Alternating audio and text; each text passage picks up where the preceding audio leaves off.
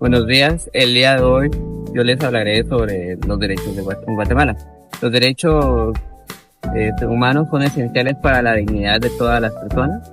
Abarcan los derechos civiles, políticos, económicos, sociales y culturales. No hay jerarquías entre ellos, todos son igualmente importantes y su cumplimiento está interrelacionado. Estos derechos deben ser disfrutados por todos sin discriminación. Todas las personas tienen derecho a participar y contribuir al desarrollo de su comunidad en todas sus dimensiones. Yo les estaré hablando sobre la Declaración Universal de los Derechos Humanos, la cual fue proclamada el 10 de diciembre de 1948. Establece 30 derechos fundamentales, los cuales deben ser respetados y garantizados para todas las personas, sin distinción alguna. Estos derechos son esenciales para asegurar la dignidad y el bienestar de todos los derechos. Los derechos humanos siempre son indivisibles y complementan la independencia garantizada para todas las personas. También puede vivir con dignidad y participar activamente en lo que es la sociedad, lo cual se detallaremos a continuación. Artículo 1. Todos los seres humanos nacen libres e iguales en dignidad y derechos. Artículo 2. Toda persona tiene todos los derechos y libertades proclamados en esta declaración, sin distinción a alguna razón, color, sexo, idioma, religión, opinión política o de cualquier otra índole. Artículo 3. Todo individuo tiene derecho a la vida, a la libertad y a la seguridad.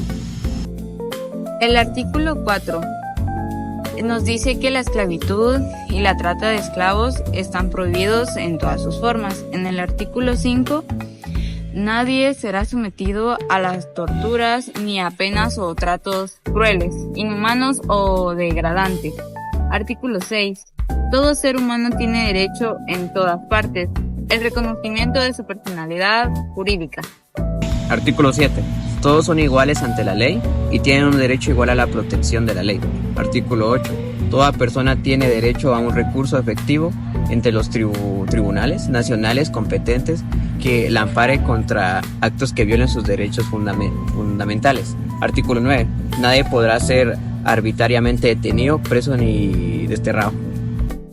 En el artículo 10 podemos ver toda persona tiene derecho a ser oída públicamente y con justicia por la tribunal independiente e imparcial. En el artículo 11.1, toda persona acusada de delito tiene derecho a que su presuma sea inocente mientras no se compruebe su culpabilidad. En el artículo 11.2 dice nadie será condenado por actos o omisiones que en el momento de cometerse no fueron delictivos según el derecho nacional o internacional. Seguimos con el artículo 12 que dice nadie será objeto de injerencias arbitrarias en su vida privada ni ataques a su honra o su reputación. Artículo 13.1. Toda persona tiene derecho a circular libremente y a elegir su residencia en el territorio de un estado. Artículo 13.2. Toda persona tiene derecho a salir de cualquier país, incluso del propio, y regresar a su país. En el artículo 14.1 nos dice que en caso de persecución, toda persona que tiene derecho a buscar asilo y disfrutar de él en cualquier país.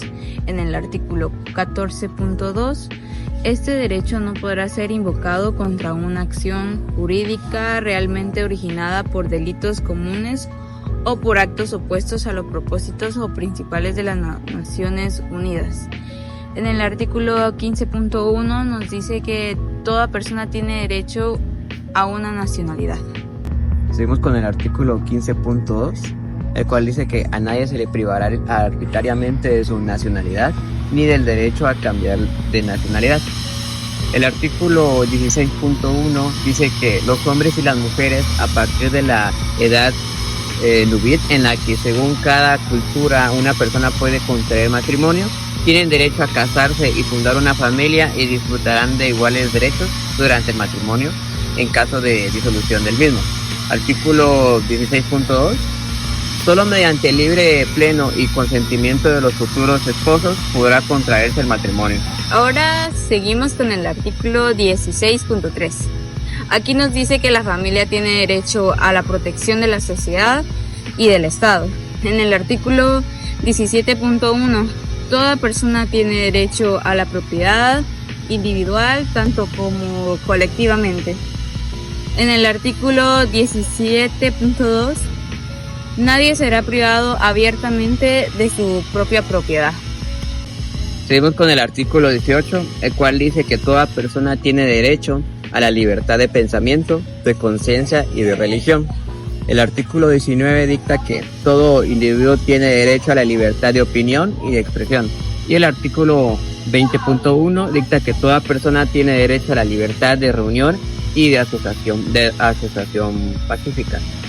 Ahora seguimos con el artículo 20.2. Nadie podrá ser obligado o pertenecer a una asociación. En el artículo 21.1, toda persona tiene derecho a participar en el gobierno y de su país. En el artículo 21.2 nos dice que tenemos derecho de acceso en condiciones de igualdad a las funciones públicas de su país. Seguimos con el artículo 21.3, el cual dicta que la voluntad del pueblo es la base de la autoridad del poder público. Esta voluntad se expresa mediante las elecciones auténticas. En el artículo 22 podemos encontrar que dice que toda persona tiene derecho a la seguridad social y a obtener una satisfacción de los derechos económicos, sociales y culturales. El artículo 23.1 dicta que el derecho del trabajo a la libre elección de su trabajo o condiciones equitativas y satisfactorias y a la protección contra el desempleo.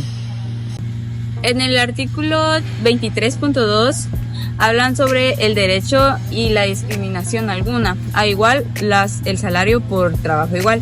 En el artículo 23.3 nos habla de la remuneración equitativa y satisfactoria. En el artículo 23.4, toda persona tiene derecho a fundar sindicatos y a sindicarse para la defensa de su interés. Seguimos con el artículo 24, el cual dicta que toda persona tiene derecho al descanso, al disfrute del tiempo libre y a vacaciones periódicas pagadas. En el artículo 25.1 dicta que el derecho a un nivel de vida adecuado que le asegure la salud y el bienestar. En el artículo 25.2 dicta que la maternidad y la infancia tienen derecho a los cuidados y asistencia especiales. En el artículo 26.1, la derecho a la educación gratuita y obligatorio. En el artículo 26.2, la educación tendrá por objeto el pleno desarrollo de la personalidad humana y el fortalecimiento del respeto a los derechos humanos.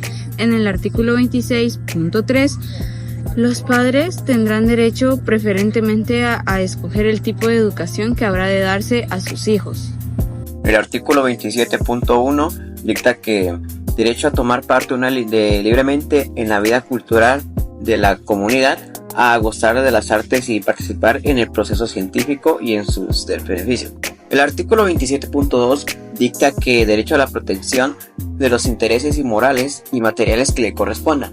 Y el artículo 28 dicta que el derecho a que se establezca un orden social e internacional en los que los derechos y libertades proclamados en esta declaración se hagan plenamente efectivos. En el artículo 29.1 nos dice que toda persona tiene deberes respecto a la comunidad. En el artículo 29.2 podemos ver que toda persona estará solamente sujeta a las limitaciones establecidas, ya sea por la ley, con el único fin de asegurar el reconocimiento y el respeto de los derechos y libertades de los demás. La Constitución de Guatemala ha evolucionado desde sus primeras versiones impuestas.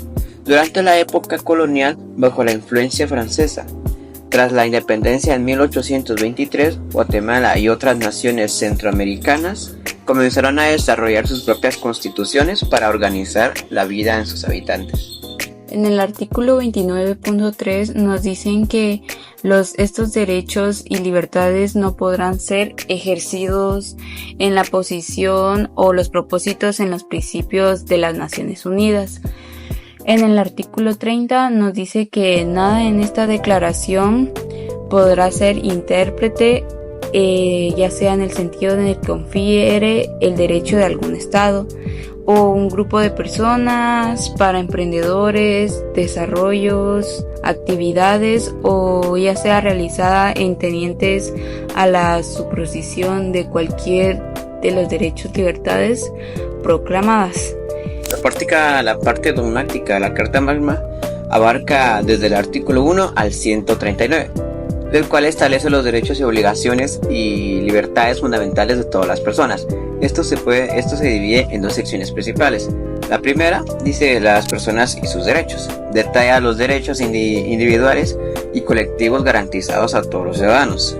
La segunda es que los fines y deberes del Estado, lo cual define los objetivos y las responsabilidades del Estado para asegurar el bienestar y la protección de los derechos de las personas.